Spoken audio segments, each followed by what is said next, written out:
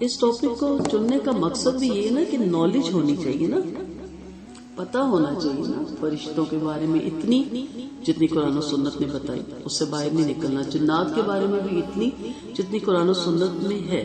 جب ہمارے پاس نالج نہیں ہوتی نا تو پھر ہم برے عقیدے میں خدا نہ خواستہ یہ لوگوں کے ٹریپ میں آ جاتے ہیں نا. مثلا میرا اگر گلا بند ہوگا تو مجھے 10 لوگ آ کے کہیں گے آپ کو پتا نا گلے جو ہے جنات بند کرتے ہیں. اچھا چلو کر دیا، اب کیا کروں، اب آپ فلاں کے پاس جائیں وہ اس کا توڑ کرے گا.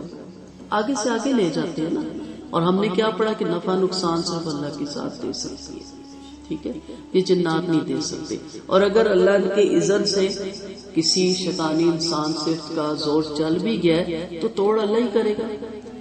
اگر نعوذ باللہ اللہ توڑ نہیں کر سکتا پھر تو عقیدہ ہی کمزور ہو جاتا ہے نا، ٹھیک ہے، کہ اللہ تعالیٰ یہ نہیں کر سکتے، اب اس کا کوئی بندہ اس کا یہ توڑ نکالے گا تو عقیدہ چینج ہوتا جاتا ہے. اکثر لوگ کہتے ہیں نا، وہ کیا کہتے ہیں جی بندی ہوئی ہوئی ہے کسی کام میں، کیا کہتے ہیں بندش.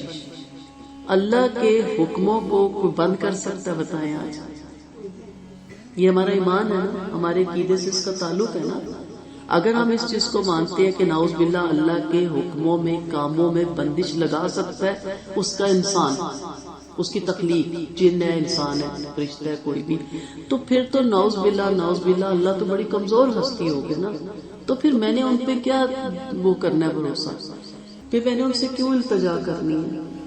تو کس سے ہم التجا کرتے ہیں؟ جو ہمارے مسئلے کو حل کر سکے نا، جو ایک ایسی ہستی ہو، جو ایسی ذات ہو. جیسے ابراہیم علیہ السلام نے کہا سورج میرا رب، پھر کہا نہیں یہ تو چھپ گیا، تارے میرا رب کا یہ چھپ گیا. پچھلی دفعہ میں نے بتائی تھی نا ڈیٹیل. ہمیں ایسا رب تو نہیں چاہیے نا، ہمارا رب اس کے کسی کام پہ کوئی بندش نہیں کر سکتا. وہ اللہ کا ایک حکم ہوتا ہے، دوسرے اس میں اپنا حصہ ڈال دیتے ہیں اور سمجھتے دیکھا نا میں نے اس کا وہ کام ہوتے ہوتے رکوا دیا. آپ میں اتنی پاور ہے تو پھر ساری دنیا آپ اپنے ہاتھ میں لے لیں. سورج کو روک دے نہ نکلے، دریاؤں کے رخ موڑ دیں، ہواؤں کو روک دیں. ہم کہتے ہیں نا فلاں نے تو جینا دوبر کر دیا، سانس بھی نہیں لینے دیتا. اگر اختیار میں ہو تو ہوا ہی روک دیا، مر جائے سارے میں اکیلی یہاں بیٹھی ہوں. ایسا نہیں ہے نا. تو یہ بندش اور یہ ساری چیزیں جو ان سے کیوں ہے، ہمیں نالج نہیں ہے، ہمیں پتہ نہیں ہے کہ یہ تکلیفیں تو آنی ہی تھی میری زندگی میں، اس سے مجھے چھٹکارا ملنا نہیں تھا. لیکن صرف کیا ہوا کہ نالج نہیں تھی. وہ فلاں ہے نا وہ کچھ کرا گیا، وہ فلاں ہے نا وہ نظر لگا گیا، وہ فلاں ہے نا وہ تو ہے منحوس ہو، جہاں پیر رکھتی ہے وہاں بربادی ہو جاتی. یہ باتیں کہاں سے ہم نے سیکھی؟ ہندوازم سے، قرآن سے دوری سے. آپ کوئی آ رہا ہے آپ آیتیں پڑھنے لگ جائیں کہ چلو اس کی محبت سے نہ نظر لگ جائے. مجھے بعض دفعہ کوئی بچہ پیارا لگے یا کسی گھر میں کہتی ہوں میں نے تو دم ڈالا آپ بھی ڈال لینا، مجھے اتنا پیارا لگ رہا ہے کہ میری نا اس کو نظر لگ جائے. بعض دفعہ ہوتا ہے نا بہت پیارے ہوتے ہیں بچے تو انسان دعا بھی دیتا رہتا ہے لیکن پھر بھی ڈر ہی لگا رہتا ہے کہ اس بچے کو نظر نہ لگ جائے. جی وہ دلائل جو سنت سے ثابت ہے، قرآن کے دلائل تو ہم نے دیکھ لیے نا. سیدنا عبداللہ بن مسعود رضی اللہ عنہ سے روایت ہے کہ ایک رات کا واقعہ کہ ہم آپ صلی اللہ علیہ وسلم کے ساتھ تھے، ہم نے بعد میں آپ کو نہیں پایا. ہم نے آپ کو وادیوں اور گھاٹیوں میں تلاش کیا مگر آپ نہ مل سکے. ہم نے کہا پتہ نہیں آپ کہاں چلے گئے، آپ کو اغوا کر لیا گیا یا بے خبری میں شہید کر دیے کہ ہماری وہ رات بہت پریشان گزری. صبح کے وقت ہم نے آپ کو دیکھا، غار ہرا کی جانب سے آ رہے تھے. ہم نے عرض کیا اے اللہ کے رسول ہم نے آپ کو نہ پایا.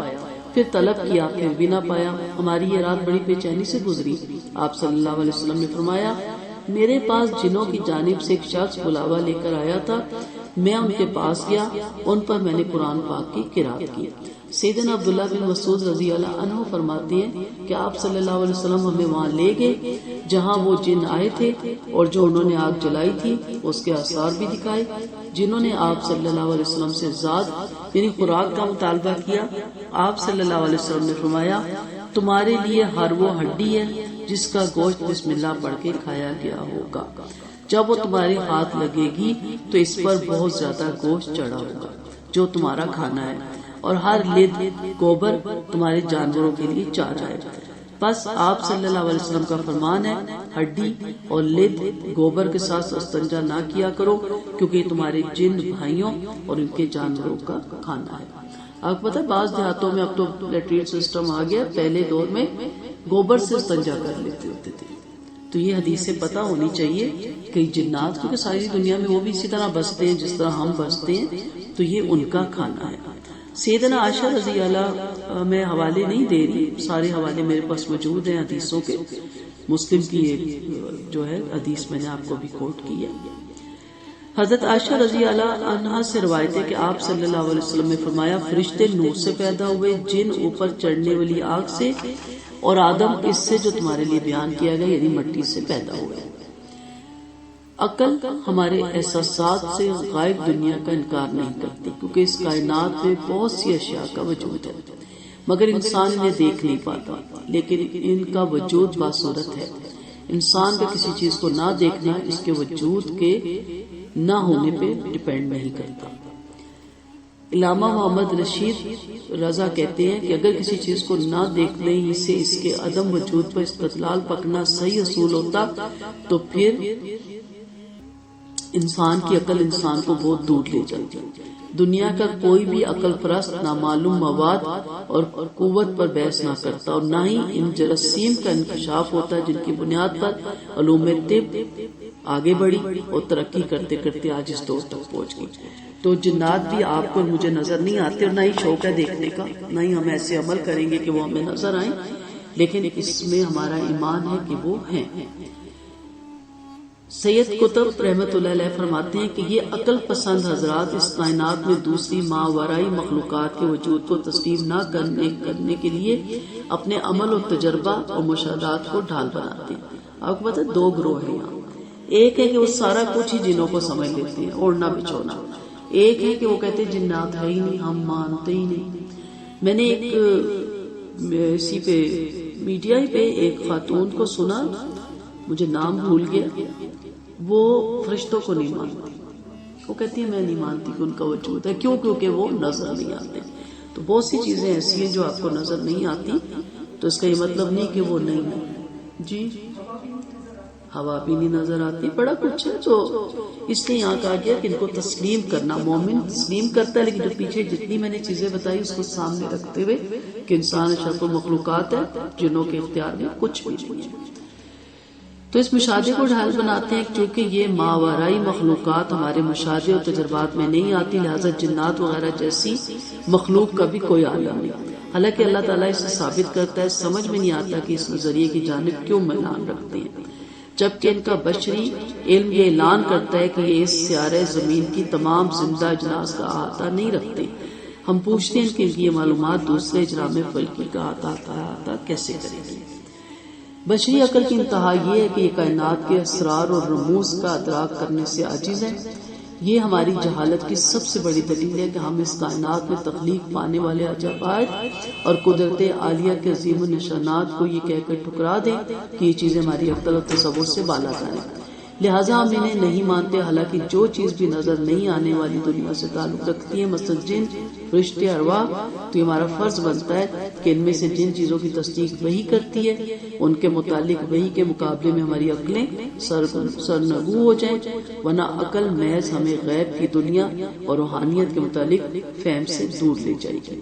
ٹھیک ہے، تو عقلاً ہمارا اسلام نہیں ہے اور نہ یہ دنیا ہے بلکہ حکمن ہے۔ اب جب بھی عقل لڑائے نا، اب دو طرح کے لوگ ہوتے ہیں۔ اگر آپ کائنات پہ غور کریں، آپ کلیسٹرز دیکھیں، کائنات کی ساری چیزیں دیکھیں، تو کچھ تو اللہ کے قریب ہو جاتے ہیں کہ اس کا کوئی صانع ہے، اس کا کوئی مربی ہے، اس کا کوئی کریٹر ہے، اور کچھ لوگ ایسے ہیں جو اس سے دور ہو جاتے ہیں۔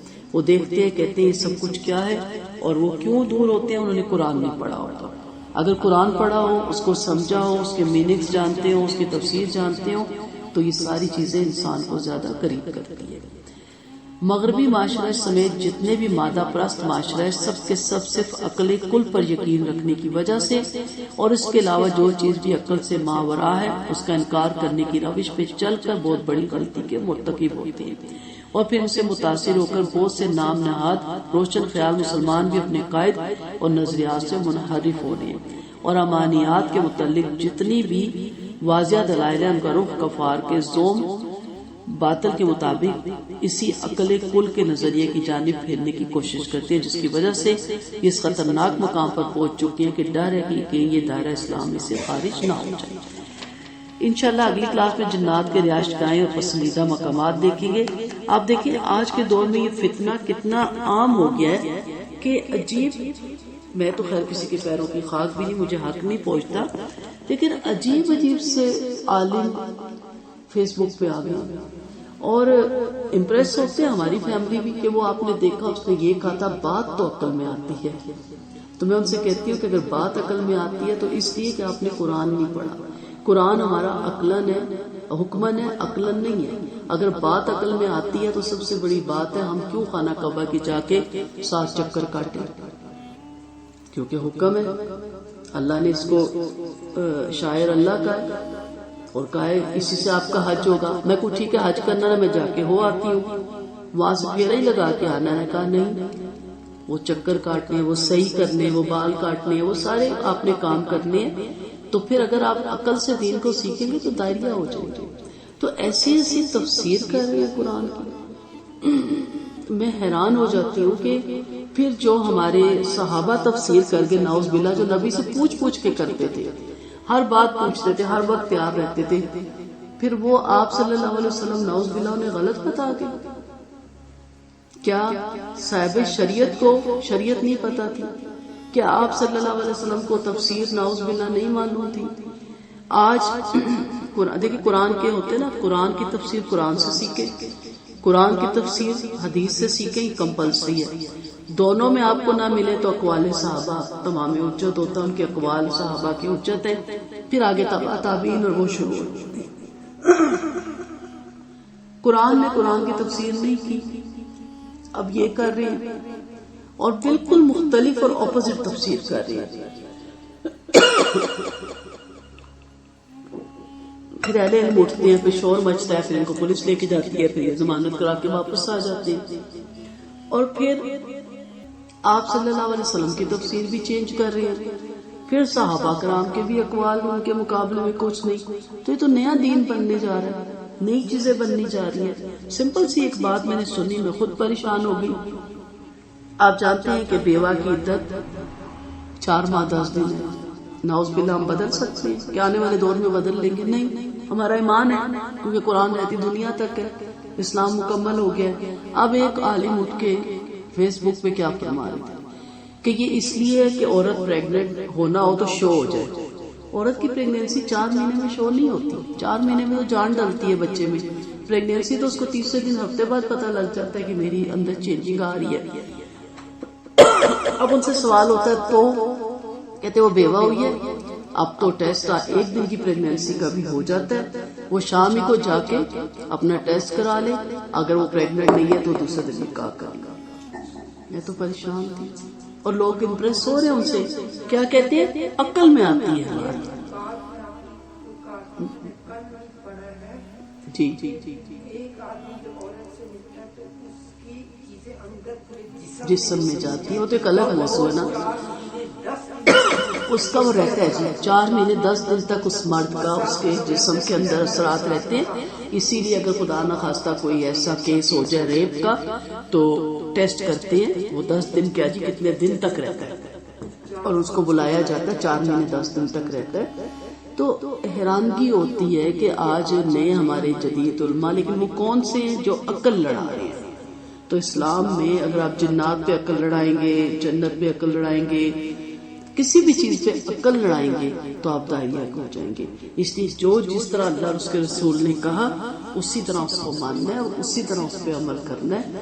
اللہ تعالیٰ ہمیں شیطان صرف انسانوں سے اور شیطانی ارواح سے محفوظ رکھے اور اللہ تعالیٰ ہمیں ایمان کے کامل رکھے اور مرتے وقت ہمیں کلمہ شہادت نصیب کرے. آمین ثم آمین. وآخر دعوانا ان الحمد للہ رب العالمین. سبحانک اللہم و بحمدک نشہد ان لا الہ الا انت نستغفرک و نتوب الیک. السلام علیکم ورحمۃ اللہ وبرکاتہ.